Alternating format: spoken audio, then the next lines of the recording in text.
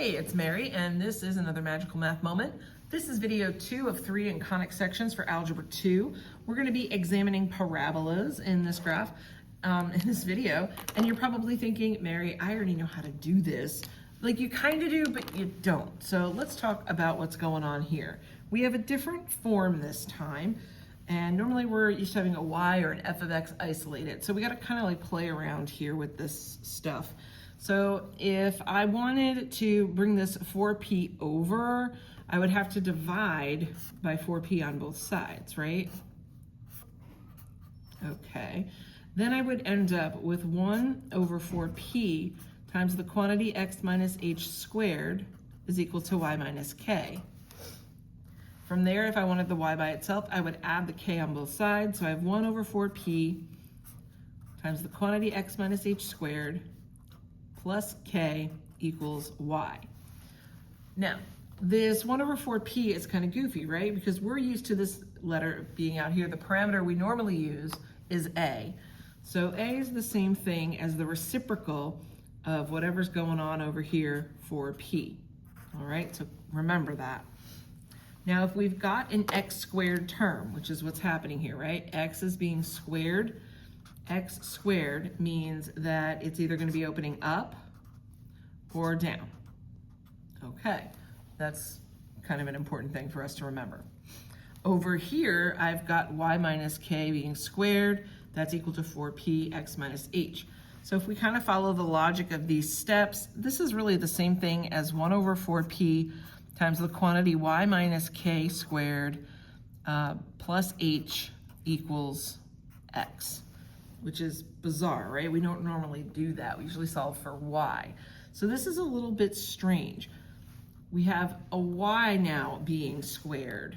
So if I have a situation with a y being squared, we're gonna have the graph opening either left or right. And the reason you haven't dealt with this before is because this is not a function. And up until now, really, in algebra, you've only dealt with functions. So conic sections allow you to explore things that aren't functions. So it's kind of neat. Let's get into this and kind of see what this looks like, because I know it's a little bit confusing. Before we jump too far in though, remember our vertex is going to be the point HK. A helps us with our graph direction. So like over here, if A is positive, it'll be opening up. If A is negative, it opens down. If I'm dealing with a y squared situation, A is positive is going to open to the right. A being negative is going to open to the left. And the same rules apply with A like normal. All right, let's try one of these and see how we do. I want to start with this one for you. So we have x plus 2 being squared equals negative 2 times the quantity y minus 5. So the first thing I want to find is the vertex. So that's the point negative 2, 5. All right, we've got an x squared term and a negative a value. So we are going to be opening down for this one. All right, let's get some points here and see what's going on. Negative 2, 5 is going to be up in that second quadrant. So we want to make sure we can fit it nicely. Going over 2 and then up 1, 2, 3, 4, 5. Now if I want the a value, remember, that's going to be the reciprocal of this negative 2. So if I'm thinking about the a value, it's going to be negative 1/2. So normally the pattern is down 1 over 1. With negative 1/2, it's down down a half over 1. Maybe you remember when we've talked about 1/2 before, where you can also go down to over 2. And that'll give you a nice picture of your parabola. So that's what this thing looks like. So pretty.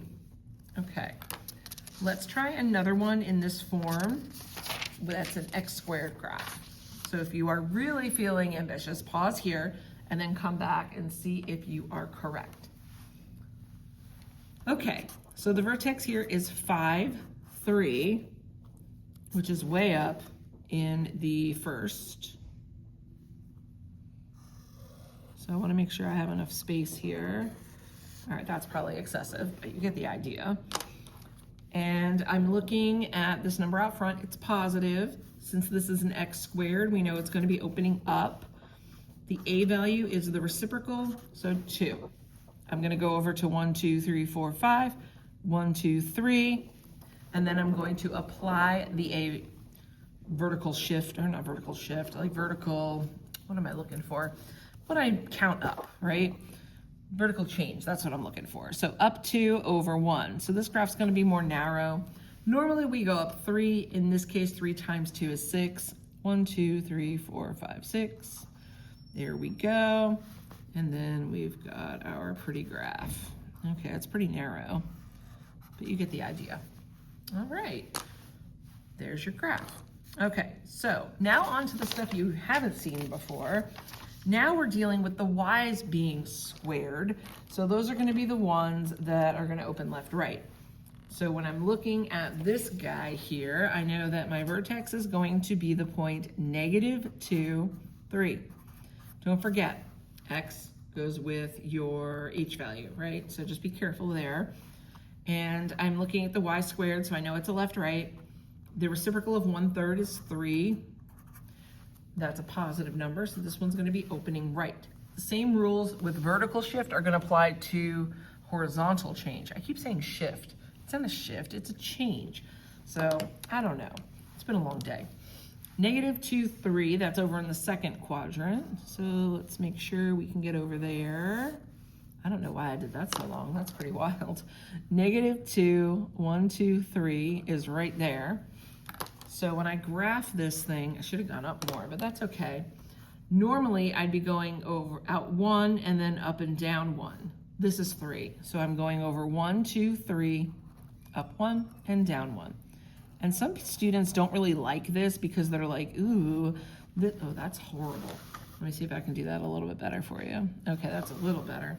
Some students don't like this because it's not a function and it's kind of weird, but it's not bad, right? It's kind of the same stuff you've been doing. It's just kind of on its side. All right, one more to try. Here's y minus 4 being squared, and that's equal to -4x. So this one's a little bit strange, right? Because I don't have any parentheses. That means my vertex is going to be at the point 0, 4. My a value is going to be -1/4. Ooh, that's going to be interesting. And then I am going to think about which way this is opening. Since it's y squared, that's negative. We're going to be going to the left.